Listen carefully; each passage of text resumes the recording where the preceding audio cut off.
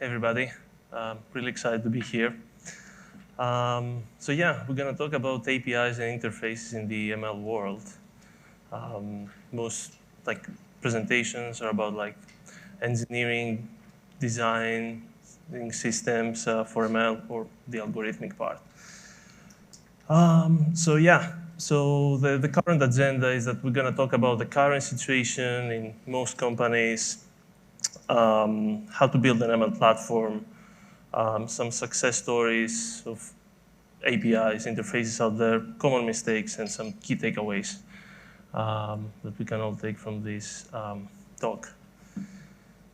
The boring stuff. So I'm Pavlos. I'm the engineering manager of the ML platform at King, the creator of Candy Crush. How many of you play Candy Crush or played Candy Crush before? Okay, cool. cool stuff. It's amazing, 10 years game and still people play it. I'm also the creator of Sagify, an MLOps tool to easily deploy, train, and tune models on AWS.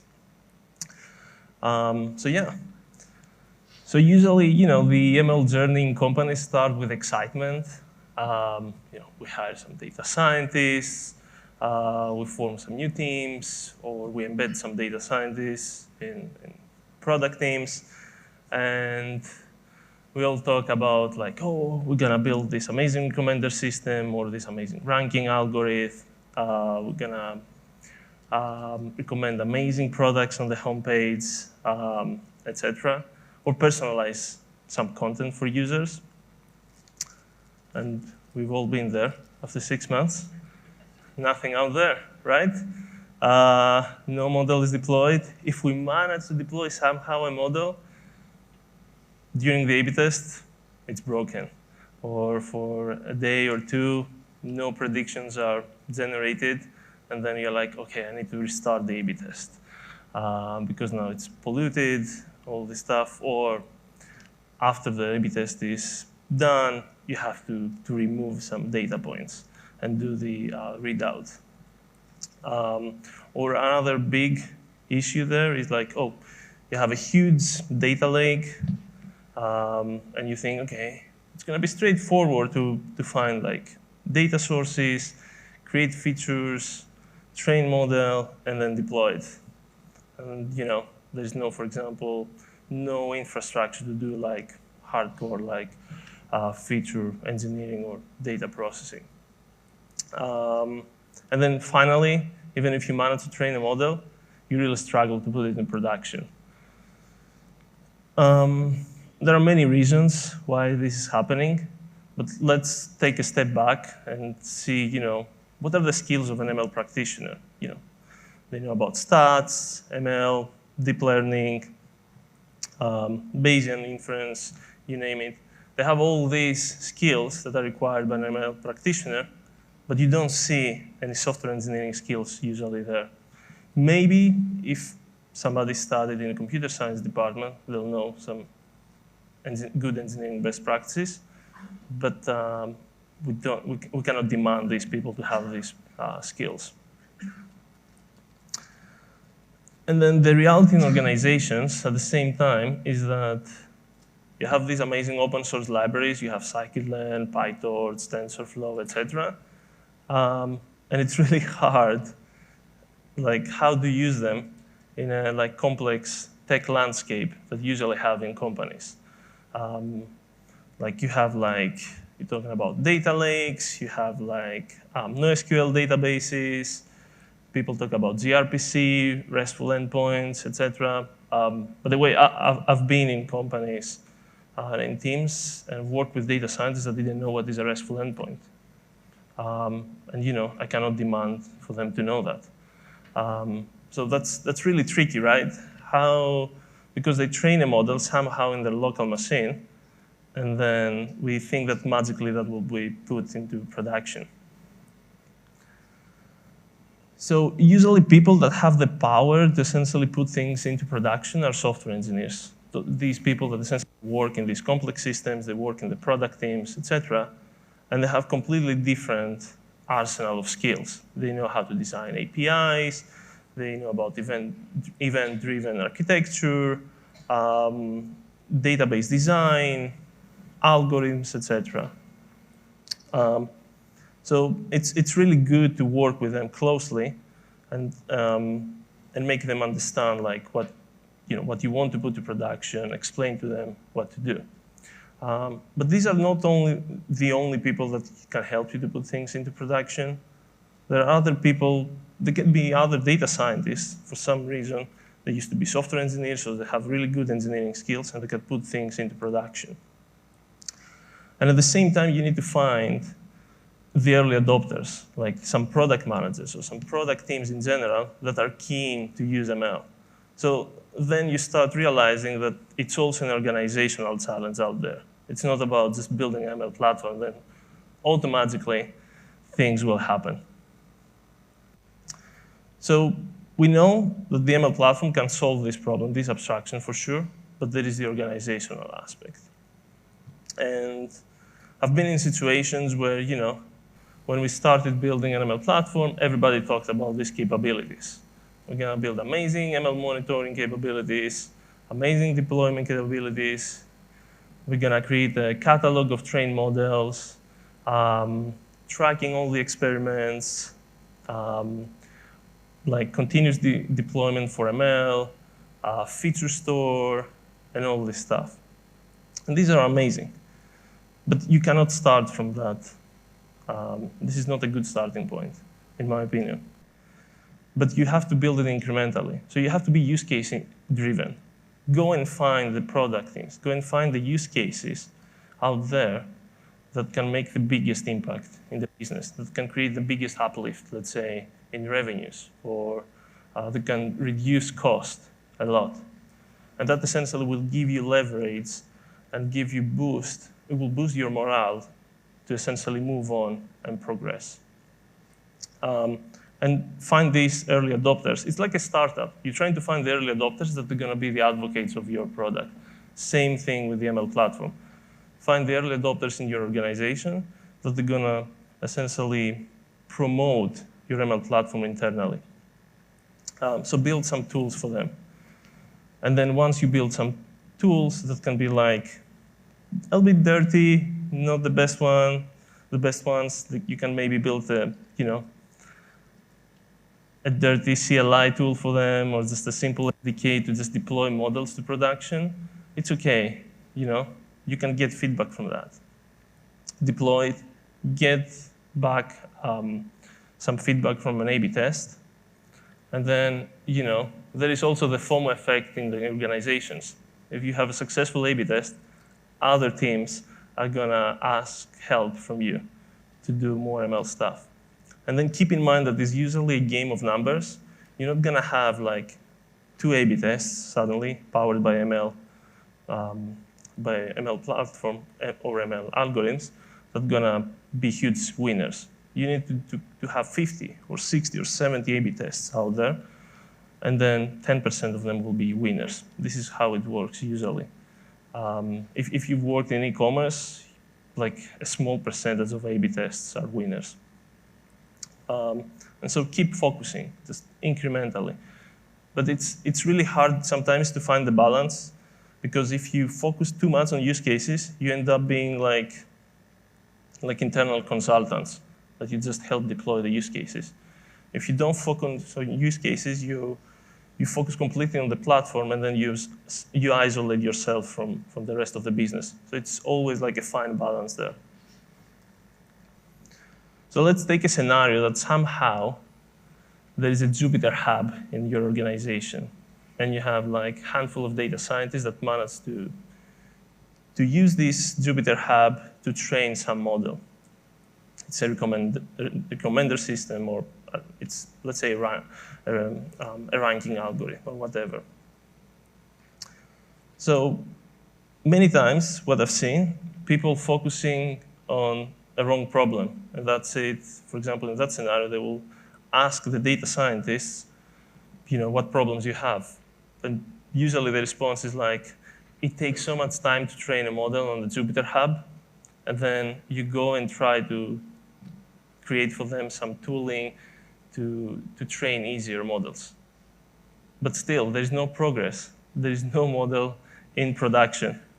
So essentially what you need to do is just build some tooling to put these models into production. And some people may say, yeah, but because they don't have the right tooling, there may be data leakage, or they may overfit, or whatever, or they weren't able to use all the data set that could make the model more accurate. But remember, you had nothing, and now you have something. So it's better to have all these models that are not perfect and power 50 A/B tests, get some learnings, and then get back to the drawing board. And maybe there is no problem if there is a little bit of data leakage, maybe. It doesn't mean that if your model is more accurate, you're going to have a bigger uplift in revenues. There is no such correlation.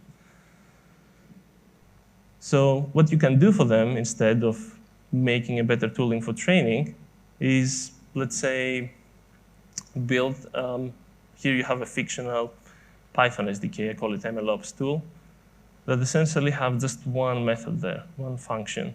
Just deploy a model that is trained. So simple. And then deploy it as a RESTful endpoint.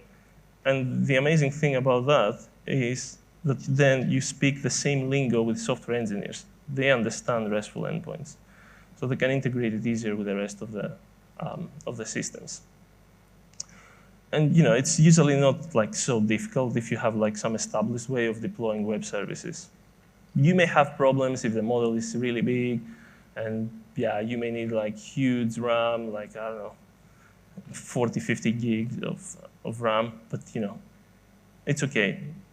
Life has many constraints, so constraints are good. Or you can build a CLI for them instead that does exactly the same thing. And that's a quick and dirty solution that essentially shows also to the senior leadership that there is progress, that things are moving. And this is an example of an API or an interface, right? So you just build a very, very simple interface between data scientists and the rest of the complex software systems in your organization. And after 3 years, that will look completely different, right? But it's okay. So some success stories of APIs out there, libraries, interfaces, that essentially help us make our jobs like easier. I think the biggest one is scikit-learn. Like, I don't think that anybody here or in the ML community rewrites the support vector machines algorithm every time, or a neural network. And the abstraction is so amazing that you just need to call the .fit method there to train a model. All right, it's so easy. And even if you don't like tune it, you can get, in most cases, some decent results. So yeah, that's a big success. Still, it's not enough to put things in production, right? Hugging Face, personally, I'm a big fan of Hugging Face. You don't need to write in Python all the NLP algorithms out there that you find in the research papers. They have a huge catalog of the state-of-the-art NLP algorithms, and it's so easy to use. Like, literally, I've used many of these algorithms without even reading the paper. And even better, now they have an amazing functionality where you literally do copy-paste that snippet, and you can deploy an algorithm as a RESTful endpoint in AWS. So yeah, copy pasta is good, as I say. So, and some shameless self-promotion about Sagify. So, you have this lightning deploy command, Sagify Cloud Lightning Deploy, where you just give your train model some other parameters of, what type of machine you want to use, if like the region, etc., and that deploys your model as a RESTful endpoint on AWS. So all these interfaces, these are really, really useful because we make us move faster and faster. And one thing that I've learned when I was studying computer science is abstraction. It's all about abstraction. So yeah, and also ZenML is an amazing tool. If you haven't used it, just please use it. it's way more comprehensive than my tool. So yeah. Common mistakes. Like asking ML practitioners what they need. It may sound a little bit controversial, but usually because they don't know, they have no big experience with engineering tools, so they don't have like good software engineering skills. They don't know what tools are out there that can be reused to make their lives easier. So yeah, you ask them, but then you have to kind of dig into that, translate what exactly they mean, but don't get into the solution part usually with them. That's, yeah, sounds a little bit controversial. Another thing I've seen is just building a centralized ML platform, spending so much money to hire software engineers for that platform, being like 50, 60 engineers, and then have them completely isolated, working on that platform without being exposed to any use cases, as I said before. And then another controversial thing, maybe, it's don't start building a feature store. When you have 50 models, that's my rule of thumb, in production, then you can start building a feature store. Like if your first phase of maturity is just putting a handful of models into production, and the second phase is making that like seamless and maybe having some tooling for training, then we're talking about third phase when you need to work on feature store.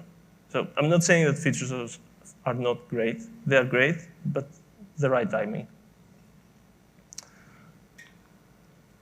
So what to do? Like, first of all, I think it's an organizational challenge. So sometimes you have the buy-in from leadership, and they want to invest in ML, and that's good. You can build on top of that. Sometimes they're skeptical because everybody has been part of like some horror stories and things not going great. So yeah, you need to be focused on use cases and show them that you can add value to the business.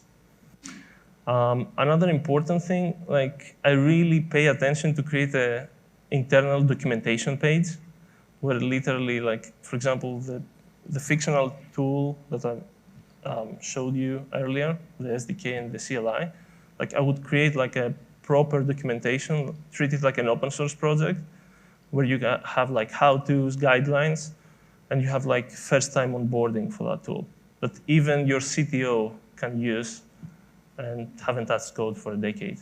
So that's my like rule of thumb there. Also, it's good to have some documentation for developers. I've done that, and I've seen developers and data scientists from other departments contributing to the ML platform, fixing small bugs, fixing a little bit of documentation. And that creates a sense like of openness and the sense that everybody can contribute to that ML strategy. So yeah, and some key takeaways. Just to recap, again, I think I've repeated myself lots of times about the organizational challenge, but it's the most important one. It doesn't matter if you build the most sophisticated ML platform out there. The second thing is, I'm pretty sure like most of the workplaces that we work at use some cloud provider. I don't know, it's GCP, AWS, Azure, whatever. It's just, they have really good ML engines like Vertex AI from GCP, SageMaker from AWS. Just build something on top of that. Just, you don't have to reinvent the wheel. For example, they're really good of doing the low-level engineering tasks for you. Yeah, sometimes they're like IKEA with really bad instructions. So that's why you need to build the abstraction, the interface on top of them to make that easy. So don't expose ML practitioners, data scientists to Kubeflow. That's a recipe of disaster. Kubeflow is it's really great for engineers. So yeah, hide all these low-level engineering details from them. And yeah, focus on use cases. Like even if you have like a logistic regression with 3 features that has an uplift of, I don't know, double-digit million on your on revenues. That's a huge thing, right? Even if it's a simple logistic regression with 3 features before moving on to like more advanced things. So yeah, that's all, folks. So yeah, thank you.